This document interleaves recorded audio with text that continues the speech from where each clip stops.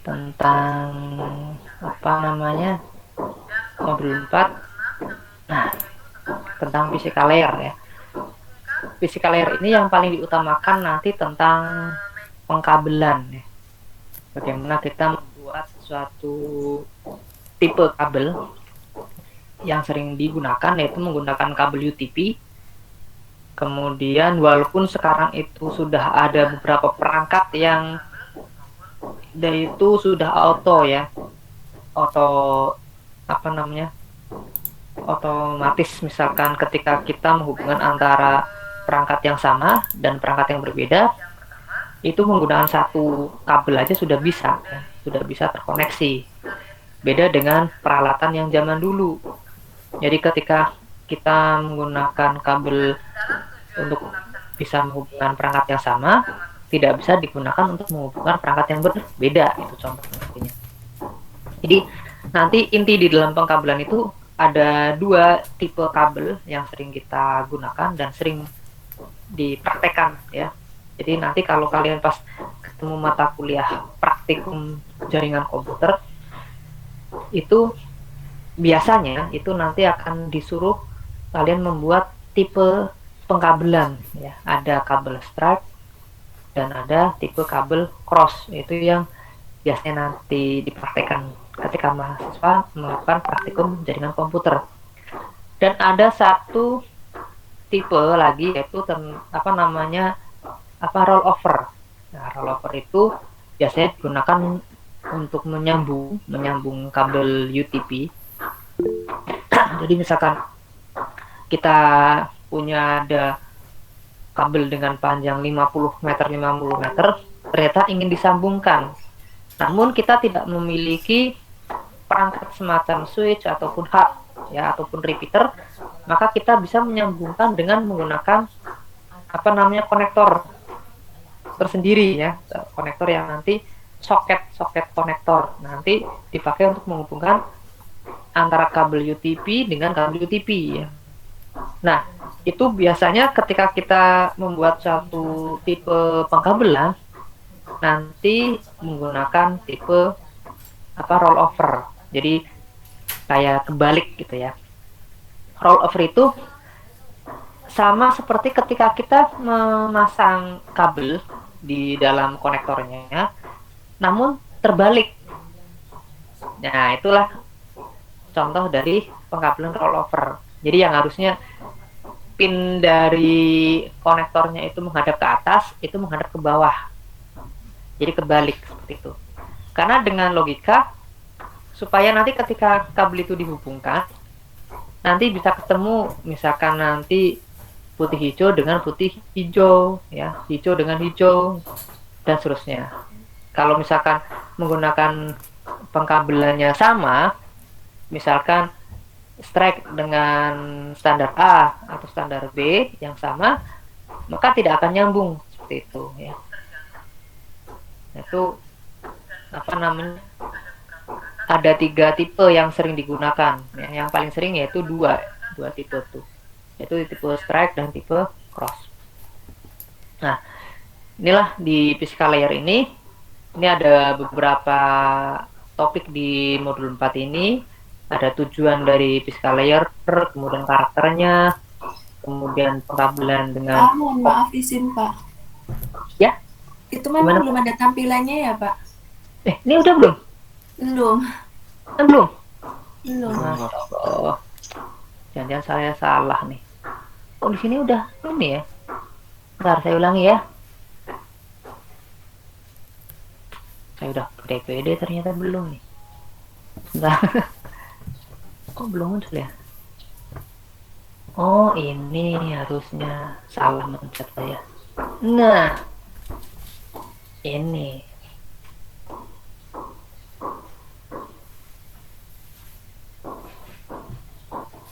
Oke. Ini maksudnya. Terus, nah ini. Udah muncul ya? Sudah muncul belum? Mbak? Sudah Pak. Sudah Pak. Ya. Nah, ini tadi ada 7 tujuan dari physical layer, kemudian karakteristiknya, kemudian cabling yang copper ya, kemudian cabling UTP. Nah, copper ini biasanya kabel-kabel jenis yang ada tembaga besarnya ya, seperti kabel koaksial.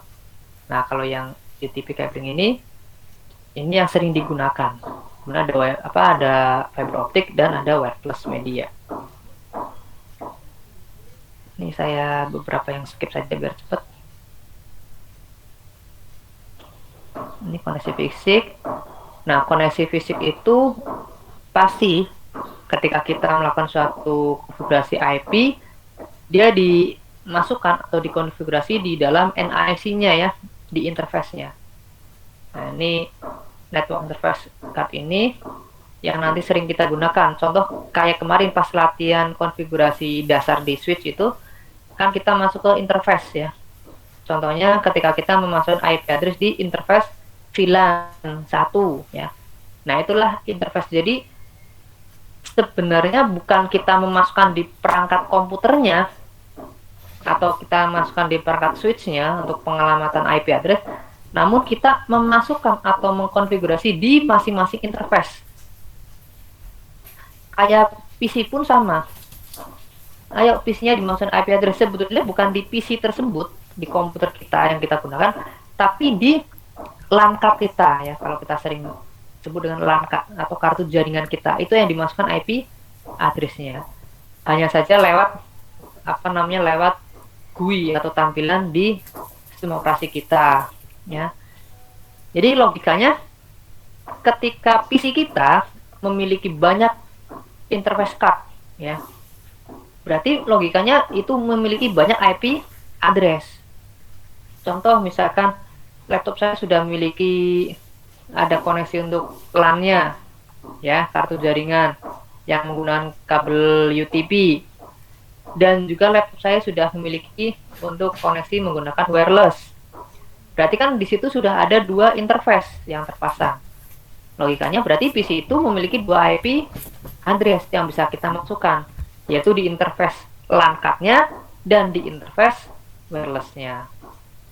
Makanya untuk kedepannya, kalau kita ngomong tentang kartu jaringan, itu menggunakan istilah interface ya. Kalau kita nanti praktikum ya, misalkan praktikum menggunakan ada beberapa switch, ada beberapa router, nah kita masukkan menggunakan istilah interface.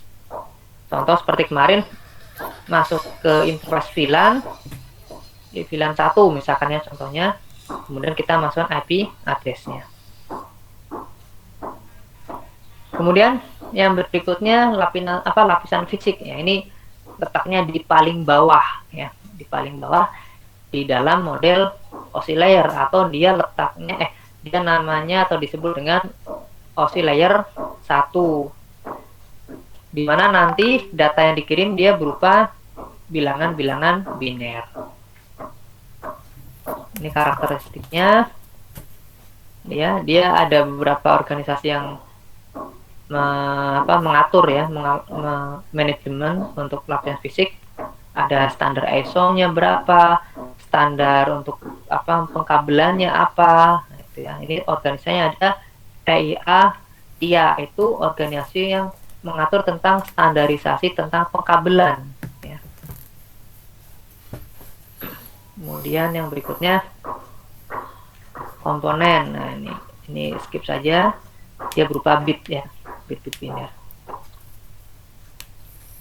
Ini contoh kayak encoding dan pensinyalan ya. Kemudian ini encoding yang sering digunakan menggunakan metode Manchester. Ini contoh sinyal AM, FM, PM ya. Kemudian bandwidth. Nah, bandwidth ini yang sering kali disalah kaprahkan ya. Kita ketika membeli suatu perangkat koneksi internet ya, langganan koneksi internet, misalkan menggunakan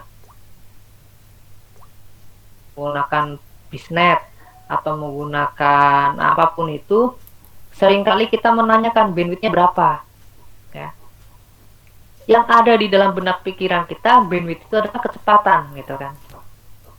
Nah, sebetulnya bandwidth itu bukan kecepatan, tapi dia adalah media yang digunakan.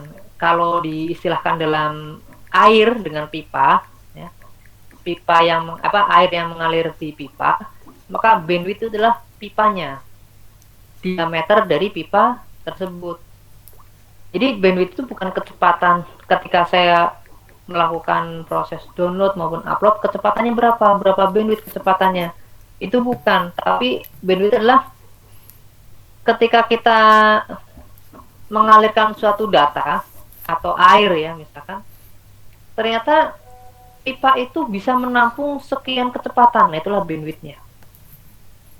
Jadi pantas saja ketika kita membeli paket data atau membeli koneksi internet berlangganan, maksudnya bandwidthnya misalkan sampai dengan 1 Mbps.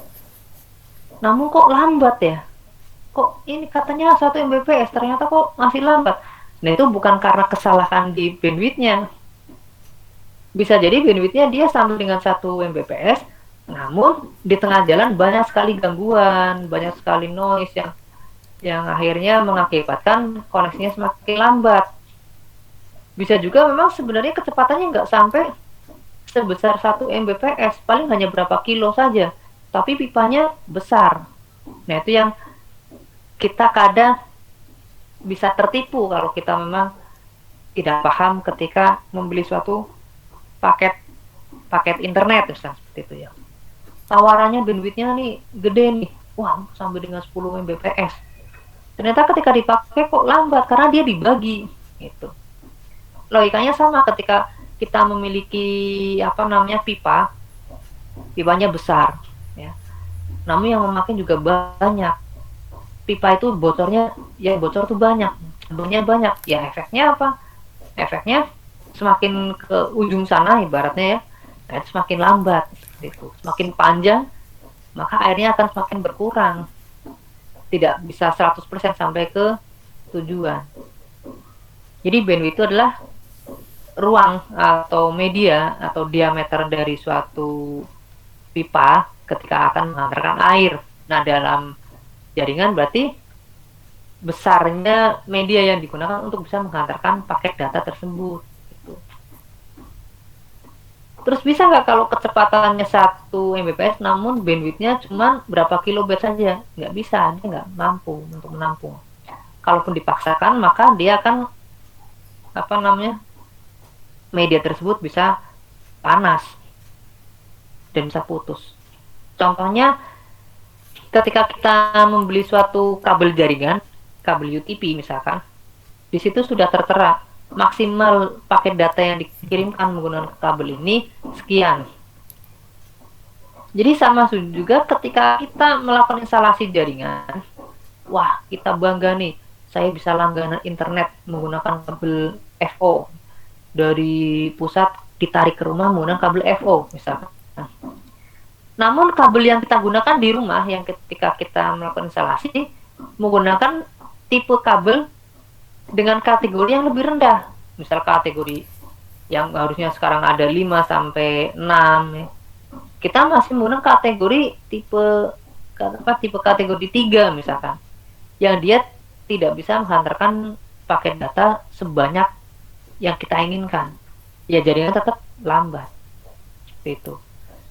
Ya, jadi ini yang sering kali disalah tafsirkan, bandwidth itu sebetulnya bukan kecepatan, tapi dia media yang digunakan atau kapasitas di mana suatu media dapat membawa data tersebut.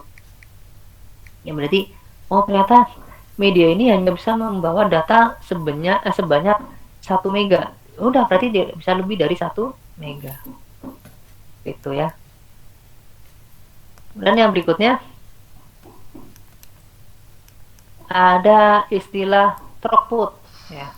Nah, ini throughput. 15 apa nih? Oke, throughput. Nah, throughput adalah ukuran transfer bit di seluruh media selama periode waktu tertentu. Jadi bisa dibilang bahwa throughput adalah kecepatan realnya ya. Jadi ketika bandwidth saya 1 mega, ternyata ketika dites bisa dengan tes apa ping ini ya, ngetes berapa sih koneksi untuk download dan uploadnya, oh ternyata sekian kecepatannya. Nah ini bisa disebut dengan throughputnya, ukuran transfer bit di seluruh media selama periode waktu tertentu. Artinya dalam satu periode tertentu, entah itu per sekian detik ya, millisecond misalkan, yaitulah kecepatan yang real, yaitulah disebut dengan throughputnya. Jadi bukan bandwidth ya. Nah kemudian tentang pengkabelan copper cabling ini. Berarti ini yang menggunakan jenis kabel tembaga ya. Karakteristiknya seperti ini. Kalau tembaga berarti contohnya seperti menggunakan kabel koaksial nih ya. Kemudian ada yang berikutnya tentang kabel UTP. Ya. Jadi ada dua tipe kabel, ada UTP dan STP yang mirip. Ya. Artinya tidak sama tapi mirip. Sama hanya sebatas berapa jumlah lilitannya. Gitu. Karena lilitannya dia sama-sama berpasangan. Ya. Namun yang membedakan bahwa UTP ini jenis kabel yang dia tidak ada pelindungnya. Ya. Atau unshielded. Tidak ada pelindungnya. Sedangkan STP dia menggunakan pelindung. Nah, pelindung ini ada fungsinya selain dia melindungi dari dari gangguan yang nanti masuk kayak noise segala macam, dia juga untuk menjadikan isolasi nanti. Nah, jadi tapi kenapa kok yang banyak digunakan yang UTP bukan yang STP? Yang pertama, karena untuk kabel UTP ini seringkali mudah dilakukan kayak ketika kita mau melakukan konfigurasi, kemudian kita harus membuat jenis kabel menggunakan UTP ini lebih mudah ya. Lebih mudah dibandingkan yang STP. Ciri-cirinya apa untuk yang UTP? Ini ada 4 pasang kabel. Ada putih oranye, putih hijau-hijau, putih biru-biru, putih coklat ya. Dimana masing-masing kabel ini saling berpasangan sesuai dengan warnanya. Putih oranye dengan oranye. Ya. Ini kenapa kok disebutkan twist part ini? Karena kabel-kabel di dalamnya itu dia berlilitan ya. Terus kenapa sih kok harus berlilitan? Kenapa nggak lurus aja seperti kabel listrik gitu ya? Kabel-kabel yang digunakan untuk mengantarkan arus listrik ya. Karena kabel jenis ini kan dia dipakai untuk mengantarkan listrik dan data. Nah, dengan menggunakan konsep bitwist seperti ini, itu untuk mengurangi adanya noise dari luar. Ya, jadi dengan dengan adanya teknik melilit ini sebetulnya bukan asal ini dililit aja biar orang tuh gampang mencari atau gampang untuk nantinya dilakukan suatu konfigurasi. Sudahlah kita jodohin aja putih oranye dengan oranye, putih hijau dengan hijau. Enggak, tapi dia fungsinya untuk apa? Untuk mengurangi adanya noise dari luar ya. Nah, terus kenapa sih harus dililitkan seperti itu, berpasang-pasangan? Toh nanti kan sebetulnya ini ketika kita melakukan konfigurasi dia dipisah lagi. Dan urutnya juga berbeda kan gitu. Nah, ini yang pertanyaan nyeleneh tapi susah juga untuk jawab ya. Kenapa sih kok jenis kabel UTP ini tidak langsung aja walaupun dililitkan tapi langsung satu jodoh nih. Misalkan kabel ini ya udah tinggal urutannya yang tadinya putih oranye, putih hijau, putih biru-biru, putih coklat, udah gitu aja terus. Gitu. Kenapa harus dibolak-balik gitu kan? Nah ini juga yang kenapa ya?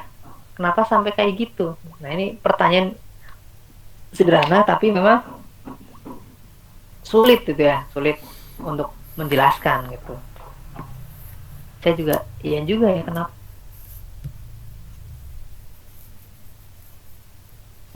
malah nanti dilepas dan nanti dipasangnya berbeda gitu. Ya karena adanya dua tipe pengkabelan tadi ya. Ada jenis cross dan ada jenis strike. Oke. Yang berikutnya ini yang STP.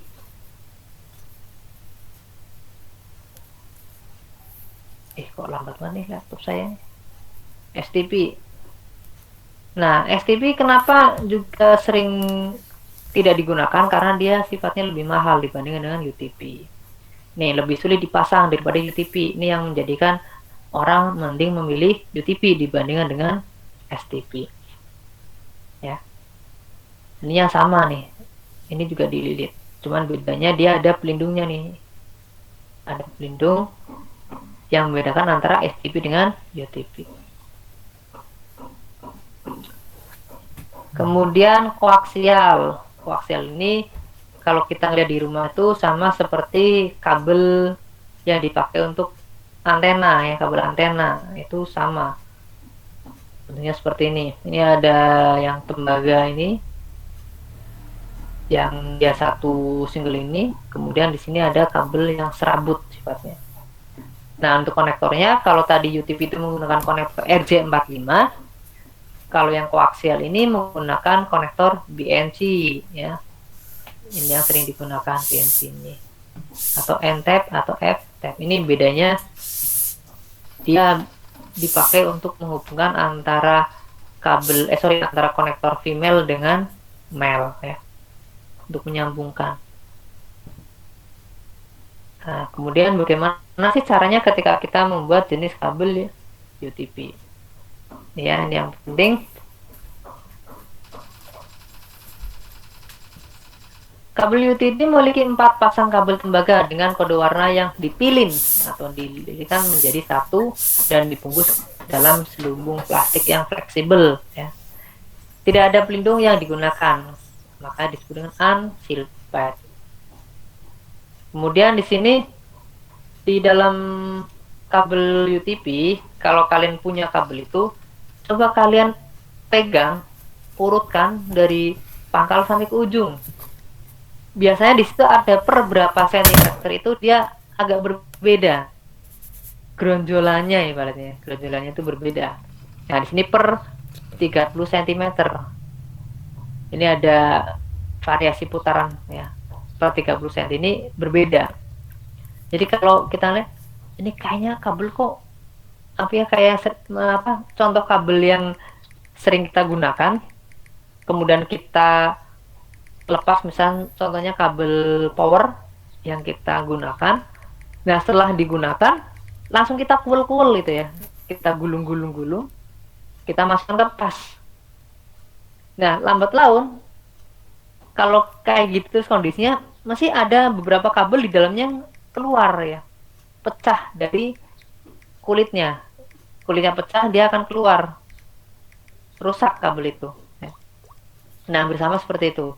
Jadi per 30 cm itu kok ini gronjol, ada harusnya nih rata, kok ini tiba-tiba kok berbeda, seperti kabel yang rusak itu, yang sudah lama digunakan. Kemudian berikutnya ini ada standarisasi dan konektor yang digunakan di dalam kabel UTP ya. Standarnya di sini ada 2 standar, yaitu di sini dari organisasi TIA atau AA. Ini ada TIA atau standar A dan TIB untuk standar B ya. Standar di sini ini yang sering muncul juga di soal. TIA EIA 568A atau 658B misal. Nah, ini untuk membedakan antara jenis pengkabelan yang satu atau cross dengan yang lainnya, yaitu strike. Kemudian untuk kategori yang sekarang ada itu sudah kategori 6. 6 ini yang sudah banyak digunakan. Untuk yang kategori 5 masih sudah mulai jarang digunakan karena dari segi kecepatan, kemudian dari segi kekuatan dia lebih rendah dibandingkan yang versi atau yang kategori 6. Ini contoh untuk konektornya. Ini konektor RJ45. Ini ketika disambungkan dengan kabel. Nah, ini RJ45 soket. Ini yang digunakan untuk menyambung. Jadi tadi yang sudah saya sampaikan di awal, ini dihubungkan dengan kabel UTP, kemudian nanti dicolokkan ke sini. Nah, ini kan logikanya kan berarti kebalik gitu ya. Karena dia posisinya misalnya di sini taruhlah putih oranye. Kalau kita menyambungkan kabel yang ada di sini sesuai dengan yang ada di sini, ya bisa jadi nanti kebalik. Maka untuk yang ini dibalik dari awal. Posisi ketika kita melihat pin dari ini dibalik. Inilah untuk RJ45 soket. Ini sering digunakan ketika kita buat tipe pengkabelan jenis rollover, gitu ya. Kemudian di sini ada dua contoh ketika kita melakukan instalasi kabel ya, atau kita mengkonfigurasi kabel yang akan kita gunakan. Yang di atas ini, gambar atas ini salah satu contoh yang salah ya. Walaupun di sini nanti nyambung, tapi itu sebetulnya salah. Karena ketika kita menyambungkan RJ45 dengan kabel ini, nah di sini ada semacam pin yang dia tuh akan mengkret ini. Jadi kulit ini nanti dia akan dikepet dengan pinnya di sini ya. Fungsinya ketika ini ketarik, kabel ini ketarik, maka konektornya tidak akan lepas. Apalagi kalau pemasangannya sudah bagus ya, sudah kuat. Biasanya kalau kita menggunakan tang yang memang dipakai untuk melakukan crimping, ada bunyinya. Klik misalnya gitu. Nah, itulah berarti sudah oke, sudah sesuai. Tinggal nanti dilihat nih, walaupun bunyi tapi kok posnya di sini. Ini pemotongan kabelnya untuk kulitnya di sampai sini, ternyata dia sampai sini. Ini bener nggak? Berhasil nggak? Bisa jadi berhasil. Namun keliru cara pemasangannya ya. Kemudian untuk yang di bawah ini yang sesuai dengan aturannya dan juga sesuai dengan kondisinya. Nah, contoh di sini ini yang kabel ini kulitnya dia sampai masuk ke dalam sini. Baru di sini di crack. Fungsinya ketika kabel ini ketarik, maka ini ikut ketarik. Tidak terlalu berbahaya atau tidak terlalu merusak jenis atau tipe kabel yang sudah kita buat. Itu ya. Kemudian yang berikutnya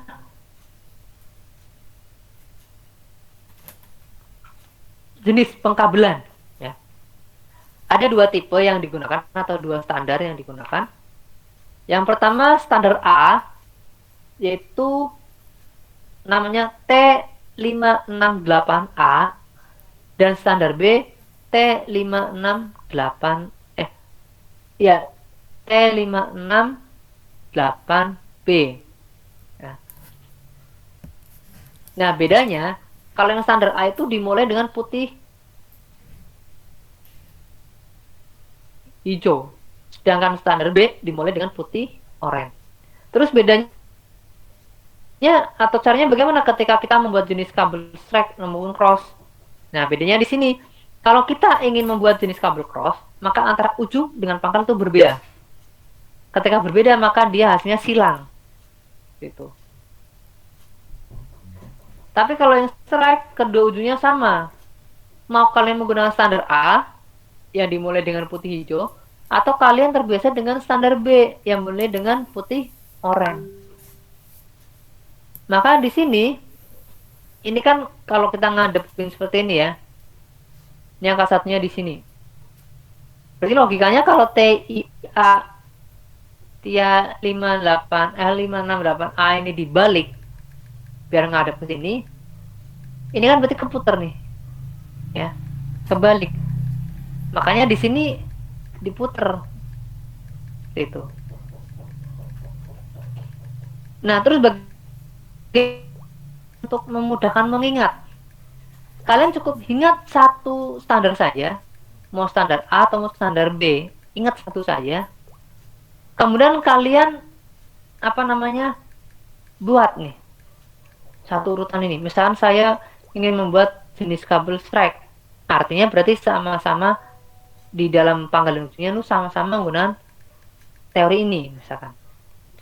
Berarti nanti ketika menggunakan ini apa di sini yang satu ini, misalkan saya urutkan ya, di sini menggunakan standar A, dimulai dengan putih hijau, hijau, putih oranye biru, putih biru oranye, putih coklat coklat. Nah ini contoh gambarnya seperti itu ya. Maka ujung satunya karena kita membuat dengan jenis kabel strike, maka harus berbeda. Oh kalau strike itu berarti strike itu berarti sama, maaf bukan berbeda, sama. Berarti di sini kalau yang ujung A ini menggunakan standar A, berarti ujung yang satunya atau pangkalnya menggunakan standar A juga. Atau saya menggunakan tipe ini atau standar ini, yang putih oranye dimulainya. Maka yang pangkalnya menggunakan standar B, ujung sana juga menggunakan standar B. Itu ketika kita membuat jenis strike. Terus bagaimana kalau membuat jenis cross? Berarti satu ujung yang satu menggunakan standar A, ujung yang satu menggunakan standar B. Itu udah pasti ya. Maka ini juga harus diperhatikan kapan saatnya kita membuat jenis kabel strike dan kapan saatnya kita membuat jenis kabel cross. Nah, ini contohnya seperti ini. Kalau kalian sudah hafal, misalkan di sini putih, hijau, hijau, sudah hafal urutannya. Terus untuk yang sananya bagaimana? Nah, tinggal kalian ubah aja nih. Pasangannya ketika di sini 1, maka di sini 3. Ketika 2, maka di sini 6. Artinya nanti yang hanya berubah itu cuma 1, 3, 2, 6. Selebihnya itu sama semua. Contoh di sini T ini ya, T yang A dan TB ini. Ini kan apa namanya? Urutannya berbeda ya. Contohnya di sini yang 1 nih, pin 1 ini kan putih hijau. Tadi kan lawannya 1 itu dengan 3. Maka ketika pin putih hijau itu di angka 1, maka di sini putih hijau di angka 3. Nah, perlu diingat ya, 1 lawannya 3, 2 lawannya 6. Kemudian di sini 2. 2 di sini tuh warnanya hijau. 2 itu lawannya berapa? 6. Maka yang di sini warnanya 6. 3. 3 itu tadi 1 lawannya. Ketika di sini 3 putih oranye, maka di sini 1 putih oranye. 4 sama, di sini 4 warna biru, di sini 4 warna biru. 5 di sini biru putih, di sini juga 5 biru putih. 6 tadi lawannya berapa? 2. Ketika di sini 6 orange, maka di sini 2-nya orange. 7 putih coklat sama putih coklat. 8 sama coklat, di sini 8 coklat. Gitu ya. Maka yang perlu kalian ingat, cukup satu standar saja. Mau kalian ingat standar A yang dimulai dengan warna hijau, maksudnya putih hijau, atau standar B yang dimulai dengan warna orange atau putih orange. Kalau kalian sudah hafal salah satunya, maka ketika mau membuat jenis kabel cross maupun strike itu gampang. Tinggal kalian jodohkan. 1 di sini, 3 di sini, 2 di sini, 6 di sini. Itu saja. Ya. 1, 3, 2, 6. Berarti kalau di sini angka 1, maka di sini angka 3. Di sini angka 2, di sini angka 6. Atau sebaliknya, di sini angka 1, di sini angka 3, di sini angka berapa tadi misalkan 6, maka di sini angka 2 dan seterusnya ya. Ini yang perlu kalian pahami. Nah, yang fiber optik. Nah, fiber optik ini ketika kita melakukan instalasi jaringan, untuk membuat jenis kabel menggunakan fiber optik ini unik ya. Kita tinggal membersihkan kabelnya. Kalau sudah bersih, kita masukkan ke alatnya, kita masukkan penghubungnya, maka dia akan bekerja dengan sendirinya. Dia akan apa? Kayak menyambungkan. Dan ini ketika dalam proses penyambungan itu terjadi gangguan, entah itu kabelnya kurang bersih atau lain sebagainya, maka tidak akan nyambung, tidak bisa dipaksa. Ya udah, berarti harus dibersihin dulu, harus dilurusin dulu. Ketika sudah nyambung, sudah ya. Jadi ada semacam monitornya di situ. Itu kalau menggunakan kabel fiber optik. Dan alat untuk crimping toolnya juga lumayan mahal. Oke, kemudian di sini untuk yang fiber optik itu jenisnya ada single mode dan ada multi mode ya. Oke, penggunaan ini skip saja. Ini untuk yang konektor-konektor yang digunakan ketika kita menggunakan kabel jenis fiber optik ya. Ini contoh kabelnya. Oke.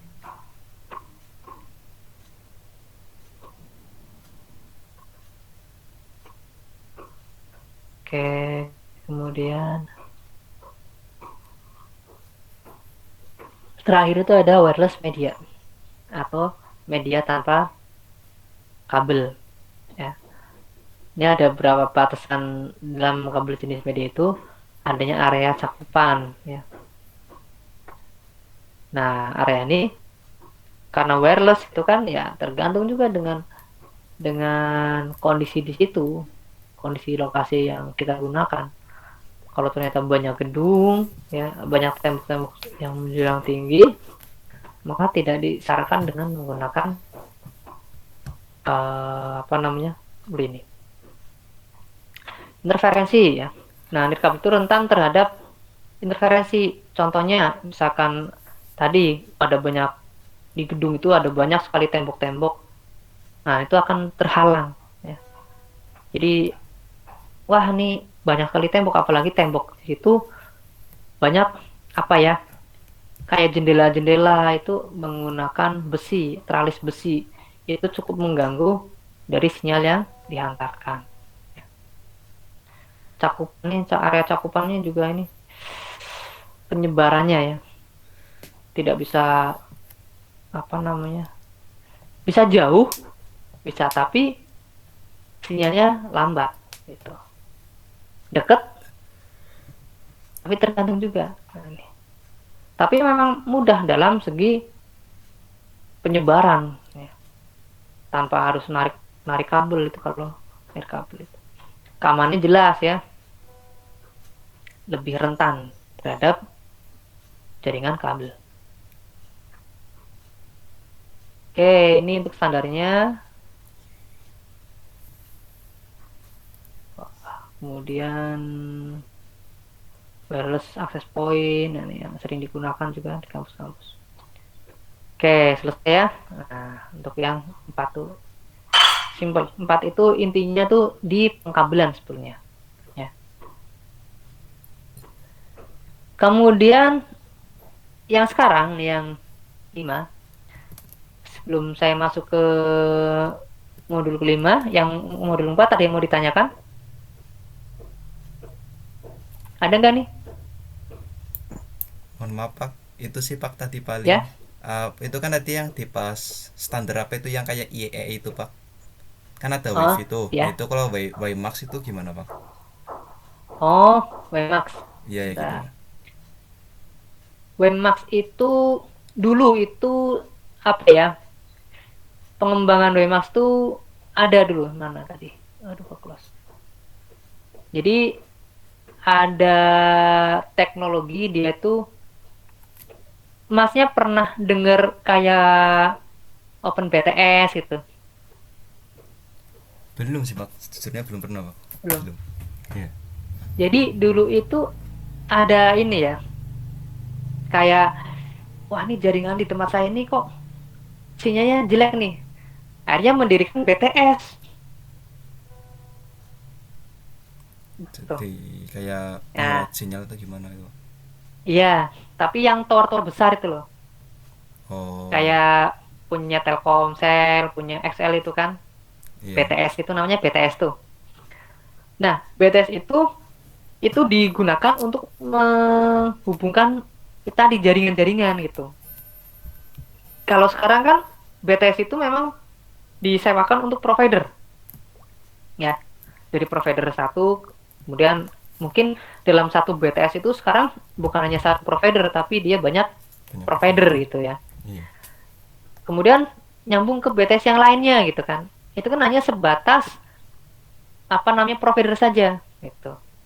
Nah, tapi dulu itu ada teknologi yang dia itu mengembangkan semacam seperti itu jaringan itu dengan menggunakan teknologi WiMAX ini. Cuman semakin ke sini ya teknologi WiMAX ini malah semakin berkurang, malah jarang digunakan. Dan kayaknya sekarang punah gitu. Sekarang banyak orang yang tidak menggunakan ya. Hampir sama seperti kayak kalau di kita tuh ada istilah RT RW net gitu kan. Nah, mana tadi WiMAX WiMAX WiMAX WiMAX. Nah, ini apa share.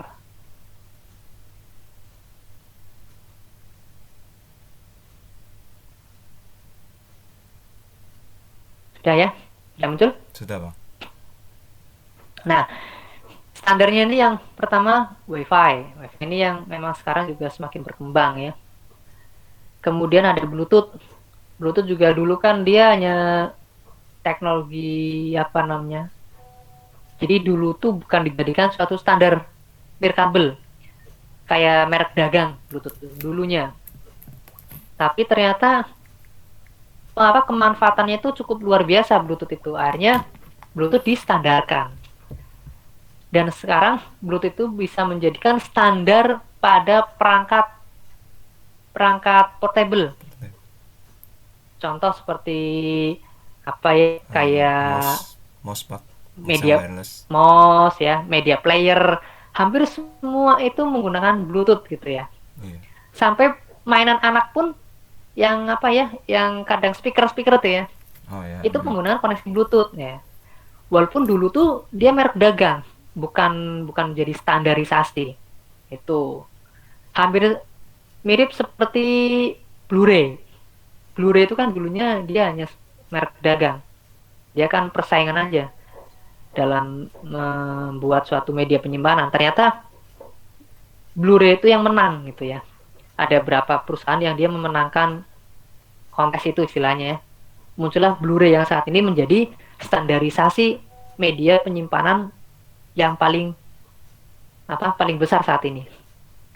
Sama juga dengan Bluetooth ya. Nah, sedangkan WiMAX ini dia apa namanya? eh Menggunakan topologi point to multi point dari satu titik ke banyak titik disebar ya. Jadi gambarnya sama seperti yaitu tower satu, nanti dia disebar ke beberapa tower gitu. Teknologinya seperti itu. Dengan apa untuk menyediakan akses nirkabel broadband ya. Kalau sekarang pun konsepnya sama, tapi teknologi WiMAX-nya yang sekarang tidak digunakan gitu. Jadi Maksudnya kayak nggak tahu ya, kurang paham kalau di luar negeri. Tapi kalau di Indonesia kayak nggak nge-booming lagi gitu kalau sekarang. Ya, udah ganti lah sekarang sudah, efeknya. mm-mm, gitu. Jadi coba aja masnya nanti coba cari di internet ya, coba teknologi WiMAX itu seperti apa. Kalau dulu dulu tuh tahun berapa ya? Udah 2000 berarti 2013 dua sekitar saya lupa nih tahun berapa itu memang wah nih WiMAX sering-sering digunakan buat penelitian seperti itu. Terus ada RT RW net itu juga sama itu. Itulah WiMAX. Nah, nanti coba aja diulik tuh. Kayak apa WiMAX karena saya udah lama ya lupa juga itu. Kemudian yang berikutnya Zigbee. Nah, Zigbee juga ini saingan dari Bluetooth ya. Zigbee itu hampir sama seperti Bluetooth. Dia untuk standarisasinya sama ya. Iya. Tapi kalah dengan Bluetooth. Terutama. Zigbee ini karena dia itu tadinya kan mau menyaingi, mau ibaratnya, wah ini Bluetooth kayak gini, saya pengen nih mengembangkan koneksi nirkabel dengan konsep yang saya miliki ya, saya namakan dengan Zigbee. Nah cuman Zigbee ini masih kekurang dalam hal kecepatan, ya. Tidak secepat Bluetooth itu. Tapi karena suatu hal, Zigbee ini bisa dibilang katanya lebih aman dibandingkan dengan Bluetooth. Kalau Bluetooth itu kalau sudah terkoneksi, ya sudah. Kayak misalnya kita sudah menggunakan pairing gitu ya, sudah terkoneksi, mau sampai kapanpun itu masih nyantol gitu. Contoh ketika laptop saya dengan HP saya sudah terkoneksi dengan sudah di pairing itu, maka ketika suatu ketika ya sudah dimatikan kemudian dinyalakan lagi, dia langsung terkoneksi. Itulah Bluetooth. Itu dalam segi keamanan. Nah, itu tidak bisa diterapkan ketika kita mau mengembangkan dengan smart home misalkan, atau apa namanya yang sering sekarang gunakan tuh smart home. Smart home itu kayak di rumah itu menggunakan teknologi-teknologi yang bisa di remote dengan jarak jauh gitu ya. Misalkan kayak garasi tinggal di handphone kita dideketin, nanti dia bisa ngebuka sendiri gitu kan. Nah itu teknologi Bluetooth tuh bukannya nggak bisa, tapi bisa, hanya berbahaya, gampang dibobol istilahnya, karena dia kan tidak menggunakan sandi-sandi kan, paling menggunakan kayak ini masukkan kode ini saja gitu kan. Tapi ketika sudah terkoneksi ya sudah gitu, dia tidak bisa mengamankan lebih baik gitu. Nah Zigbee ini katanya itu dia lebih bisa mengamankan dibandingkan dengan si Bluetooth. Akhirnya Zigbee ini dia dikembangkan lagi untuk diimplementasikan ketika kita membuat teknologi IoT ini, Internet of Things ya. Internet of Things itu istilah saja ya. Banyak aplikasinya, seperti di rumah ya. Di rumah saya pengen nih lampu saya koneksikan dengan jaringan. Ada IP address-nya. CCTV ada IP address-nya gitu ya. Jadi ketika misalkan keluar rumah ya, itu nanti bisa nyala sendiri, kemudian kita bisa mantau dari jarak jauh gitu. Nah itu kan Internet of Things tuh. Jadi semua peralatan itu yang bisa dikoneksikan dengan jaringan kita koneksikan. Nah itu menggunakan Zigbee. Itu katanya lebih lebih aman dibandingkan dengan Bluetooth, dan lagi konsumsi dayanya rendah. Tuh. Artinya dengan itu kan dia lebih memudahkan ketika perangkat itu bisa berinteraksi langsung terus gitu. Katanya seperti itu ya. Cuman saya belum pernah nyoba nih Zigbee seperti apa. Pernah download, cuman untuk konfigurasi saya belum pernah gitu. Oke, baik Pak, terima kasih. Ya. Nanti sambil diulik tuh yang WMAX ya. Dulu banyak dulu. Ada lagi yang mau ditanyakan? Belum ada sepertinya Pak. Belum. Oke, ini saya close ya. Kalau belum ada, kita masuk ke modul 5 ya. Modul 5 itu tentang binary.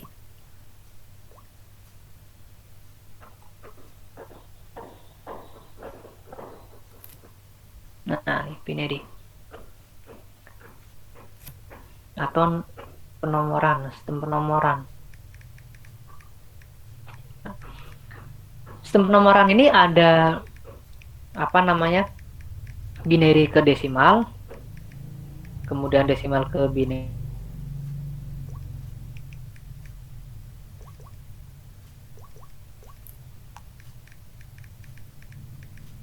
Binary, desimal, dan hexadesimal. Untuk yang binary number ini yang sering digunakan nanti ketika kalian melakukan konfigurasi IP address ya. Kenapa kok harus menggunakan adanya binary dan desimal? Karena pada dasarnya semua perangkat komputer, kemudian perangkat elektronik ya terutama, dia hanya bisa membaca atau mengerti dua istilah ini aja. Dua istilah ini yaitu 1 dan 0 ya, binary ini. Apapun bentuknya, mau gambar mau video bergerak pun dia akan diterjemahkan ke dalam komputer dalam bentuk bilangan biner 0 dan 1 ya. Ini kalau kalian mau mau ngepoin sebetulnya video itu binary-nya kayak apa sih di dalamnya gitu. Kalian bisa menggunakan salah satu aplikasi yang sering digunakan, itu nanti akan ketahuan bahwa file itu tuh binary-nya seperti apa gitu. Kayak apa sih itu. Contoh seperti ada gambar yang simple itu, saya miliki foto, kok bisa muncul ada mukanya segala macam itu ya. Ternyata di dalam foto itu ada pesan yang tersembunyi itu. Nah, itu bisa ketahuan di situ di dalam binary-nya. Ketika secara kasat mata kita, wah itu cuma gambar foto aja, ternyata di dalamnya ada tulisannya gitu. Nah, itu kalau ada aplikasi, binary-nya itu akan kelihatan di situ bedanya. Oh, ternyata ini ada binary ini yang lain. Ketika kita ambil, kita ekstrak, ternyata ada tulisan atau pesan di dalamnya. Nah, dengan konsep ini, maka banyak orang yang menyisipi virus ya, di dalam file-file yang kita sering unduh. Seperti file Excel, kita sisipi virus ya. Gambar, kita sisipi malware ya. Sampai video pun bisa disisipin malware. Yang paling bahaya, video yang kita tonton itu ada malware-nya. Jadi ketika video itu diputar, malware-nya aktif di komputer kita. Ini yang berbahaya. Nah, video yang banyak itu video-video yang memang banyak dicari, yang sering disisipin malware. Nah, itu yang bahaya di situ. Nah, kenapa kok harus menggunakan binary? Karena tadi semua perangkat itu hanya tahu bilangan-bilangan biner. Terus kenapa harus menggunakan desimal? Karena kita lebih mudah mengingat atau mempelajari bilangan desimal dibandingkan dengan bilangan biner. Contohnya di sini ada pengalamatan IP ya. Ini contoh IP versi 4. Yang sebelah kanan itu desimalnya 209.165.200.255. Itu kan kita mudah untuk menghafal ya. Oh ini loh IP-nya berapa? IP-nya 209 atau 209 berapa 165.200.225. Gampang. Tapi coba kalau yang dibandingkan dengan sebelah kiri. IP-nya berapa? 111.101.101.101 titik. Nah, itu baru berapa nih? Aduh, berapa tadi kosong-kosongnya? Nah, sedangkan ketika yang harusnya 1101001 salah nyebut nih. 110101110. Itu sudah beda IP, sudah nyasar. Seperti itu ya. Makanya kenapa kita harus belajar tentang konversi bilangan biner ke desimal atau sebaliknya? Karena untuk memudahkan ketika kita melakukan suatu pengalamatan IP gitu. Dulunya itu ya. Coba kalau dulunya di komputer itu ketika kita masukkan IP address masukinnya gitu. 1100.100. Apalagi misalkan di dalam browser mau ngunjungin Google. Google tuh IP-nya berapa? IP-nya. Oh, Google tuh IP-nya 110.101.1100.1010 titik. Nah, itu repot banget gitu ya. Nah, makanya kita cukup dibantukan ya dengan adanya konversi bilangan biner ke desimal atau sebaliknya. Oke, nah sekarang biner di alamat versi 4 ya. Jadi pengalamatan itu untuk IP itu sudah ada dua versi 4 dan versi 6. Hanya saja untuk yang kita di sini terutama di Indonesia, terutama di jaringan lokal, kita masih menggunakan versi 4. Karena yang pertama mudah untuk ketika kita melakukan konfigurasi, karena tidak terlalu panjang bitnya. Kedua, masih bisa menampung dengan berapa juta network atau host yang kita gunakan. Berbeda ketika berbicara tentang provider.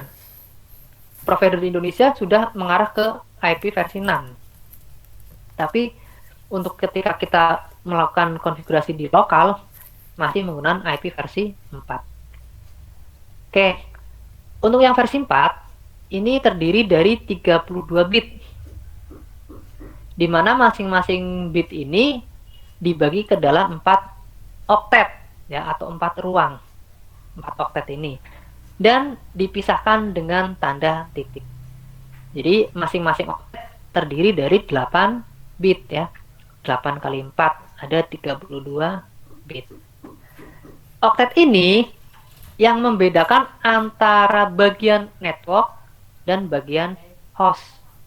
Jadi dalam satu kesatuan dari 32 bit ini yang terpisah menjadi beberapa oktet ya, ada 4 oktet. Itu yang nanti akan membedakan, oh inilah network ID, inilah host ID ya. Network ID dan host ID ini yang nanti akan membedakan bahwa IP ini bisa masuk dalam IP kelas A, kelas B atau kelas C. Seperti itu ya. Oh, ini IP ini tuh masuknya dalam kelas A nih. Rentangnya, ini kelas B, ini kelas C. Itulah yang membedakan networknya tadi, ya. Network ID yang mana, host ID yang mana. Itu ya. Itu nanti kalau kita sudah masuk ke dalam pengalamatan IP ya. Kayak yang berikutnya, notasi posisi biner ya. Notasi posisi biner ini menggunakan apa istilahnya, radix 10 kayak pemangkatan nih. Ini contoh kayak nilai posisi ribuan, ratusan, puluhan satuan ini. Jadi misalkan desimalnya di sini nih ada 1 2 3, tinggal di konversi seperti apa itu ya. Ini contohnya ada radix 10 dengan posisi angka 3 2 1 0, berarti ini tinggal dipangkatkan. 10 dipangkatkan dengan dimulai dari pangkat 0, pangkat 1, pangkat 2, 3 dan seterusnya. Ini kalau radiksnya 10, berarti kalau radiksnya 2 berarti 2 pangkat 0, 2 pangkat 1 dan seterusnya ya. Ini contoh saja. Ini kalau ini jarang muncul di soal kalau ini ya. Nah, yang sering muncul mana nih? Yang misalnya ini nih. Nah, radix 2 nih, karena biner ya, radix 2. Ini berarti kalau radix 2 berarti 2 dipangkatkan, dimulai dari 2 pangkat 0. Karena tadi masing-masing oktet itu terdiri dari 8 bit, maka pemangkatannya sampai dengan pangkat 7 ya. Ini berarti bit 1, bit 2, 3, 4, 5, 6, 7, 8. Ada 8 bit. Kita asumsikan bahwa ini adalah 1 oktet ya. Maka ketika 1 oktet ini, maka berapa nilainya kalau semuanya bernilai 1? Berarti di sini 2 pangkat 0, 2 pangkat 1, 2 pangkat 2, 2 pangkat 3, 2 pangkat 4, 2 pangkat 5, 2 pangkat 6, 2 pangkat 7. Hasilnya dijumlahkan. Berarti 128 ditambah dengan 64, ditambah dengan 32, ditambah dengan 16, ditambah dengan 8, 4, 21. Berapa jumlahnya? Ketemu berapa nih? 128 tambah 64, 192. 192 tambah 32, 25, 5. Hmm. Berarti ketika satu oktet ini nilainya 111 semua, berarti jumlahnya 255 ya. Nah, ini yang perlu kalian hafalkan ya. Pangkat 0 sampai seterusnya. Kalau misalkan mau ini tinggal pemakainya aja. Apa namanya tuh istilahnya? Apa ya? Kelipatan ya. 1, 2, 4, 8, 16 tambah 16 32 tambah 32 64 64 kali 2 ya. 128 berarti di sini berapa? 256 512 1024 1024 tambah 1024 2048 dan seterusnya. Berarti semakin panjang ke sana nilainya semakin banyak. Oke ya. Nah, ini contohnya ketika ada biner seperti ini. 1,0,0,0,0,0. Berapa nilai desimalnya? Tinggal dikalikan. Mana yang nilainya 1? Itu yang dijumlahkan. Ya. Di sini tadi 2 pangkat 0. Berarti kan di sini tadi ya 2 pangkat 0, 2 pangkat ini. Tapi kan di sini tidak ada nilai. Ya, karena di sini kan dikalikan dengan 0 maksudnya ya. Ya udah 0 0 0 0. Nah, ternyata di sini ada nilai 1. Berarti 1 dikalikan dengan 2 pangkat 6 atau 64. Ini 1 dikalikan dengan 2 pangkat 7 atau 128. Berarti 128 ditambah dengan 64 ketemu 192. Oh, ternyata biner dari 1 1 0 0 0 0 0 0 itu adalah 192. Ini teorinya seperti ini ya. Nah, kalau prakteknya kalian ya sudah tinggal inilah, sudah hafal, tinggal oh ini tambah ini, tambah ini, tambah ini gitu aja. Untuk nanti ya, untuk perhitungan selanjutnya. Oke, kemudian yang berikutnya mengubah biner menjadi desimal. Nah, ini tadi. Kalau apa? Dari biner ke desimal gampang. Tinggal dikalikan, dijumlahkan yang nilainya 1. Ini tadi ya, 11. Nah, ini yang nilainya 0 kita abaikan. Karena otomatis ditambah 0 ya. Oh, berarti ini 11, berarti 128 tambah 64. 192. Terus ini berarti 128 ditambah 32 ditambah 8 ketemu 168. Kemudian yang ini 8 ditambah 2 ditambah 1 ketemu 11. 11. Ini 8 ditambah 2 ketemu 10. Oh, berarti ini semua ketika didesimalkan dari bilangan biner 1 1 0 0 0 0 0 0 dan seterusnya ini ya, bla bla bla bla bla. Desimalnya seperti ini. Nah, ini kayaknya dulu pernah dapat mata kuliah sistem digital ya. Iya, Pak. Pernah, Pak. Nah, ini gampang lah. Nah, terus bagaimana kalau yang konversi dari desimal ke biner? Nah, kalau desimal ke biner, ini biasanya menggunakan perbandingan dan pengurangan. Ya. Jadi di sini contohnya ada berapa nih? Nilai 128 ya. Mulai dari posisi 128 nih. Misal di sini 128. Berarti di sini apakah nilai N nantinya itu lebih besar atau sama dengan 128? Contohnya ini ada contohnya nggak? Nah, ini langsung contoh aja nih. Lex mana nih? Lambatnya. Nih, misalkan di sini 168 ya. 168 itu nanti gini.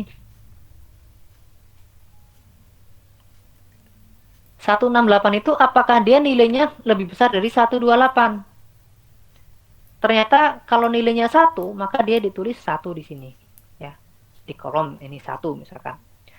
Kemudian 168 dikurangi dengan 128. Nanti hasilnya berapa? Hasil itu nanti dibandingkan lagi dengan kolom berikutnya. Ketika nilainya dia lebih besar, maka di kolom berikutnya diisi angka 1. Ya. Terus dikurangkan lagi, dibandingkan lagi dengan kolom berikutnya. Ternyata di kolom berikutnya ini angka tersebut lebih kecil dari angka 32 misalkan, maka dilewati. Tapi di sini diisi angka 0. Kemudian dibandingkan dengan kolom berikutnya, 16. Ternyata lebih kecil lagi, isi 0 lagi, dibandingkan dengan kolom berikutnya. Ternyata di sini lebih besar, maka di sini diisi angka 1. Dan seterusnya sampai dengan nilainya 0. Ya. Nah, ini contohnya di sini ada desimal berapa? 168.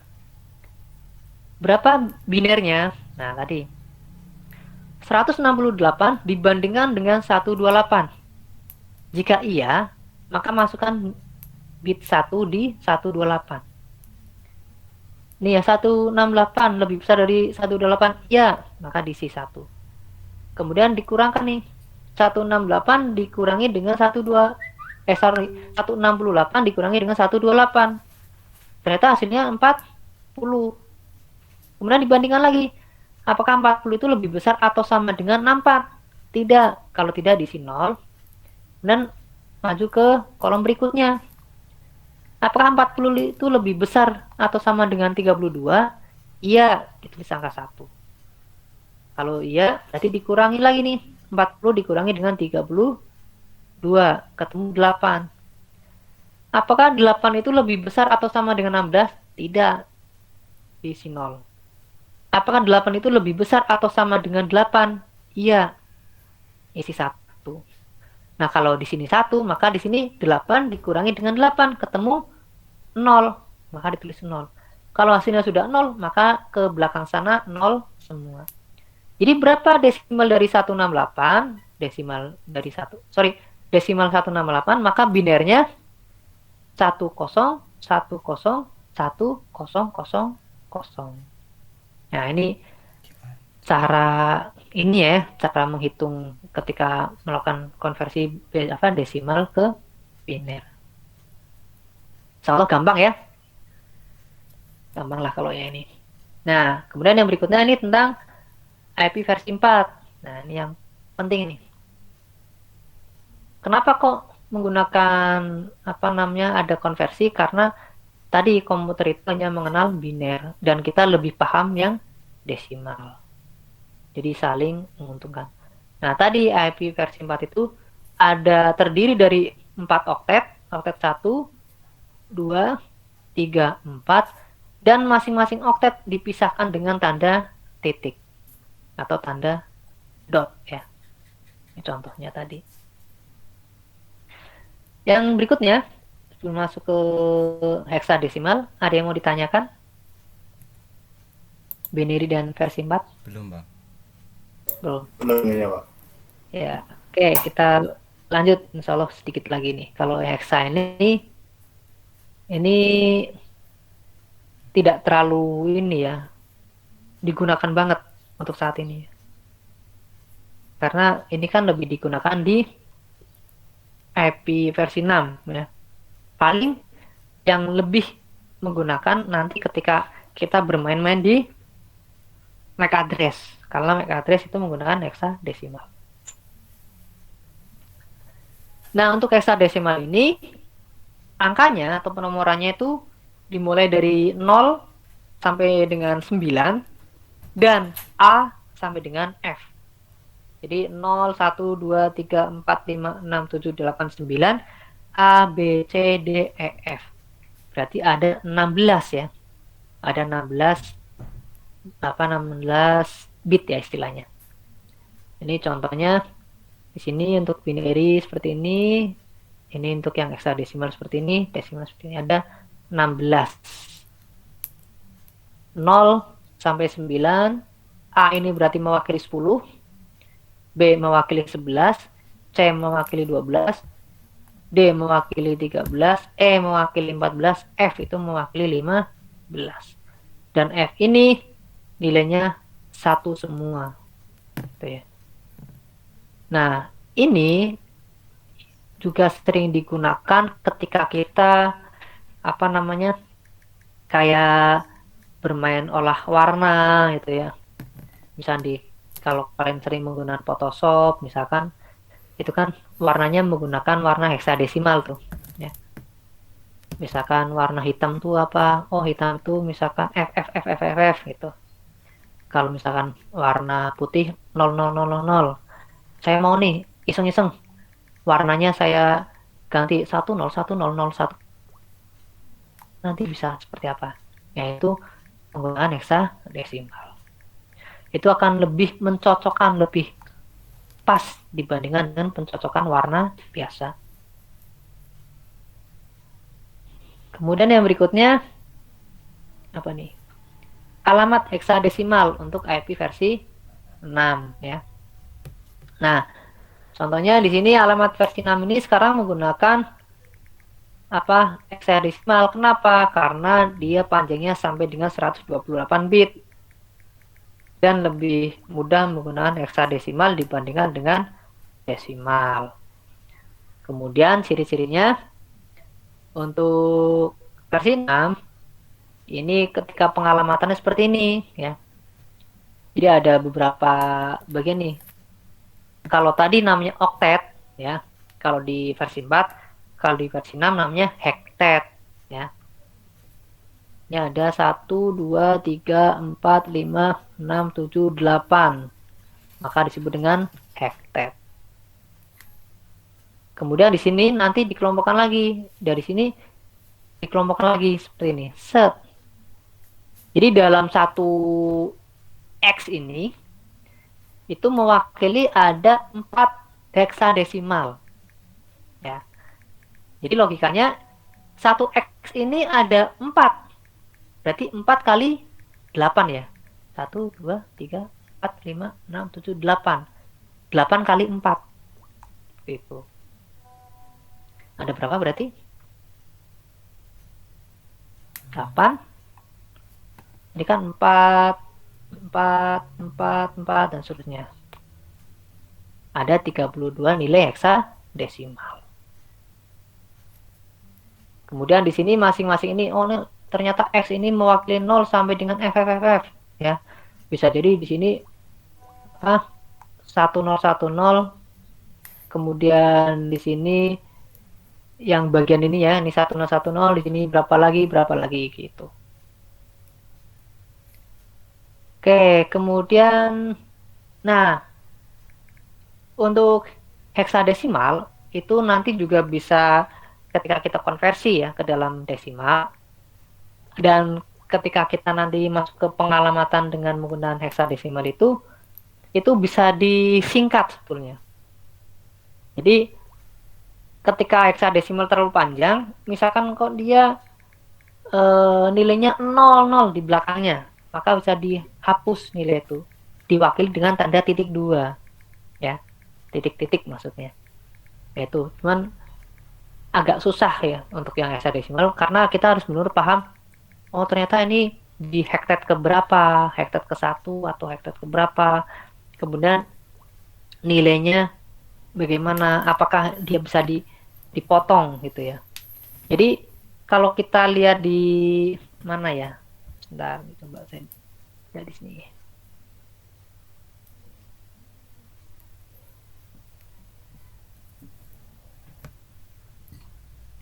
Nah, di sini, nih, nah, ini ya, kelihatan nggak di situ?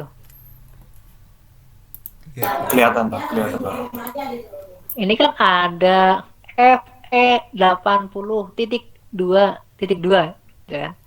B18D titik 2 7 DBA titik 2 F6 D4 titik 2 F6. Nah, yang titik 2 ini sebenarnya di sini ada isinya.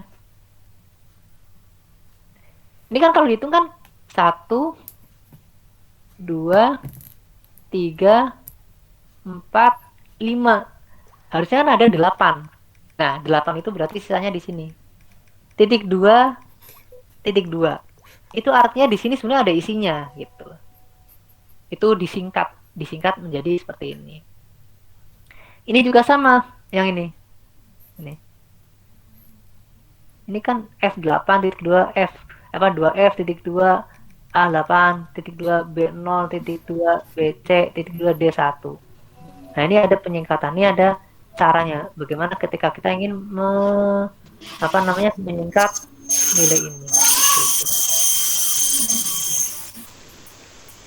Oke, ini contoh ya. Nanti kalau kita sudah masuk ke modul yang heksadesimal ya, yang pengalamatan versi 4, versi 6 maksudnya.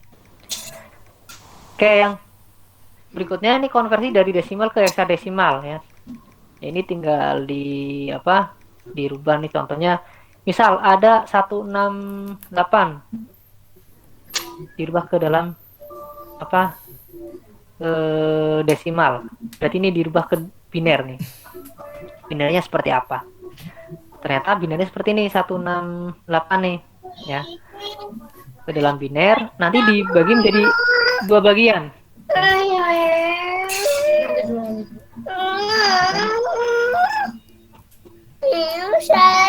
Siapa ini?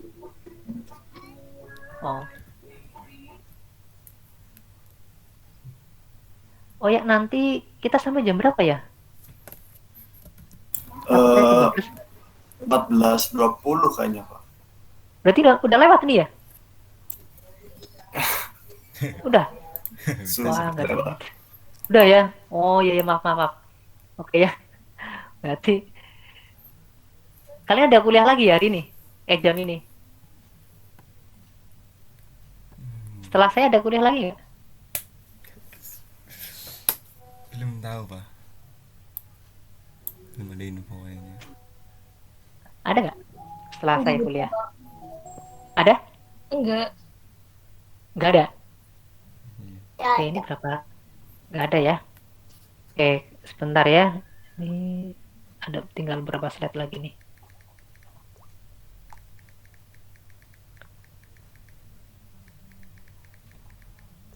Konversi.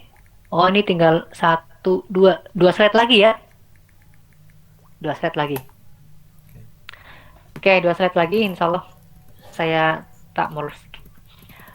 Misalkan di sini ada 168 dirubah ke dalam heksadesimal. Ini ada 3 langkah. Yang pertama, nilai 168 ini dirubah ke dalam biner. Ternyata biner dari 168 itu adalah 10101000. Maka kalau sudah ketemu ini dikelompokkan menjadi 2 kelompok. Ya, berarti terdiri dari 4 biner ya. 4 ini berarti di sini kalau dipisah menjadi 2 kelompok berarti 1010 dan 1000 ya. Nah, kemudian yang 1010 ini nilai heksanya berapa? Oh, ternyata 1010 itu adalah nilai heksanya A. Dan 1000 itu nilai heksanya 8. Jadi heksadesimal dari 168 adalah A8. Jadi kalau ini ternyata A8 nih heksadesimalnya. Dari mana? Yang ini dirubah ke biner. Biner tadi kalau sudah dipecah menjadi 2 kelompok ya. 4 bit. Nilainya ini berapa? Yang kelompok 1, kelompok 2 nilainya berapa? Kalau sudah ketemu maka ketemulah 168 itu adalah heksadesimalnya A8. Itu ya. Ini untuk mengubah dari dari desimal ke biner. Dari desimal ke heksadesimal. Oke, kemudian berikutnya yang dari heksadesimal ke desimal. Contohnya di sini D2. Ini sama sebetulnya kayak tadi. Cuma di sini kebalikannya. D2 ini nanti berapa nilai D dan 2-nya nih ya. Ini kalau misalnya dalam 4 bit berarti nilai D kan 1101. 2 itu adalah 0010. Berarti kalau sudah tinggal digabungin. D itu berarti 1101, 2 itu 0010. Ketika digabungkan seperti ini. Baru dijumlahkan ke dalam desimal. 1101010 itu desimalnya 210. Maka heksadesimal dari D2 adalah 210. Intinya gitu ya. Intinya kalau dari desimal itu dirubah ke dalam biner dulu, kemudian dikelompokkan menjadi 2 kelompok. Masing-masing kelompok itu terdiri dari 4 bit. Tinggal dihitung dijadikan heksa. Kalau dari heksa ke desimal, dari nilai misalnya D2 ini, D itu nilai binernya berapa? 2 itu nilai binernya berapa? Kalau sudah ketemu tinggal digabungkan, kemudian dijumlahkan. Jumlahkannya bagaimana ngitung ini? Ya tadi dengan pemangkatan 2 pangkat 0 dan seterusnya. Apa nih? 2 pangkat 0, 2 pangkat 1, 2 pangkat 2, 2 pangkat 3, 2 pangkat 4, 2 pangkat 5, 2 pangkat 6, 2 pangkat 7. Ini nilainya berapa? 128 tambah 64 tambah 16 tambah apa nih? 2. Ketemu 210. Gitu ya. Oke, sepertinya sudah selesai nih. Pas ya. Pas molornya maksudnya. Ada yang mau ditanyakan? Ada? Belum, Pak. Sepertinya kali ini. Belum ada ya? Belum. Oke. Baik, kalau tidak ada, maaf nih, molor dari yang harusnya jam 14.20 sampai 14.41 ya. Itu saja untuk materi siang dan sore hari ini untuk pertemuan 4 dan 5. Insya Allah kita besok masuk ke pertemuan 6 ya. Nanti kalau saya sudah sempat membuat video, nanti akan saya upload ke e-learning dan YouTube untuk yang pertemuan 6, modul 6. Kalau tidak, ya berarti besok langsung ya, langsung kuliah membahas di modul ke-6. Itu saja dari saya, karena tidak ada yang mau ditanyakan. Nanti kalian misalkan mau bertanya juga bisa via grup atau chat langsung saya ya. Kurang lebihnya minta maaf. Wassalamualaikum warahmatullahi wabarakatuh. Waalaikumsalam warahmatullahi wabarakatuh. Terima kasih, Pak. Terima kasih. Ya, Terima kasih, Pak. saya close ya. Ya, Pak.